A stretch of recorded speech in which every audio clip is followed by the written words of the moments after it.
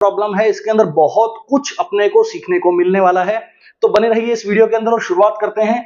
सबसे पहले बच्चों ये देखना है आप लोगों को कि लीनियर इक्वेशन कहा किसे जाएगा। सबसे पहले आपको ये देखना है कि लीनियर इक्वेशन कहा किसे जाएगा।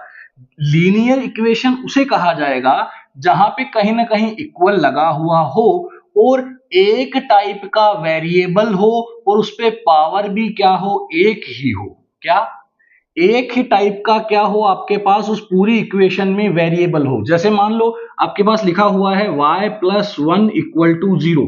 क्या लिखा हुआ है? y plus 1 equal to 0। आप मुझे बताइए यहां से जो वेरिएबल है, यहां से जो वेरिएबल है, ध्यान से देखना, यहां से जो वेरिएबल है उसके ऊपर मैक्सिमम पावर उसके वो कहां कहां दिख रहा है। पहली बात तो आप ये देखो कि वो कितनी बार दिखा, आपको केवल एक बार दिखा।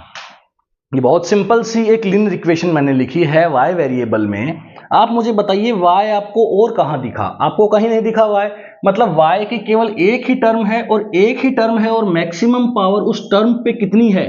मैक्सिमम पावर को देखिए, आप यहां से पावर को देखिए, पावर कितनी है? 1। इसका मतलब जब वेरिएबल पे पावर 1 मिलेगी या मतलब पावर नहीं होगी तो 1 होगी, उसे ही क्या कहा जाएगा? Linear equation.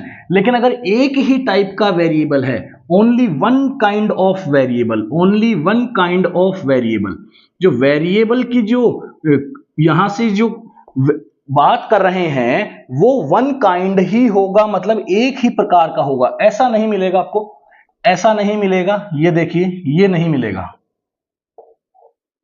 या फिर मैं यूं कहूं ऐसा कुछ नहीं मिलेगा। आप लोगों के कोर्स में अभी ये नहीं है। ये क्या है बच्चों? ये भी लीनियर इक्वेशन ही है, ये भी लीनियर इक्वेशन ही है, लेकिन ये लीनियर इक्वेशन किसकी है? टू वेरिएबल की। लीनियर क्यों है बच्चों? क्योंकि पावर आपको क्या देखने को मिल रही है, इसके अंदर भी पावर कितनी देखने को मिल रही है? 1। और वेरिएबल कितने टाइप के देखने को मिल रहे हैं? 2 टाइप के वेरिएबल देखने को मिल रहे हैं। इसलिए मैं कहना चाह रहा हूं कि यहां से आप पढ़ रहे हैं linear equation in one variable, केवल एक टाइप का वेरिएबल आप लोगों को देखने को मिलेगा। होप सो आप लोगों को इंट्रोडक्शन बिल्कुल समझ में आ गया होगा।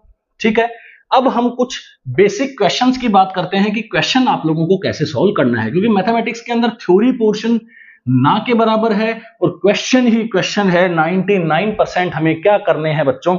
क्वेश्चंस करने हैं। बहुत इंपॉर्टेंट बातें मैं आप लोगों को बताता जाऊंगा। जैसे जैसे क्वेश्चन करेंगे वैसे वैसे इंपॉर्टेंट बातें आप लोगों को मैं बताता जाऊंगा। आप लोग उसे अपनी नोटबुक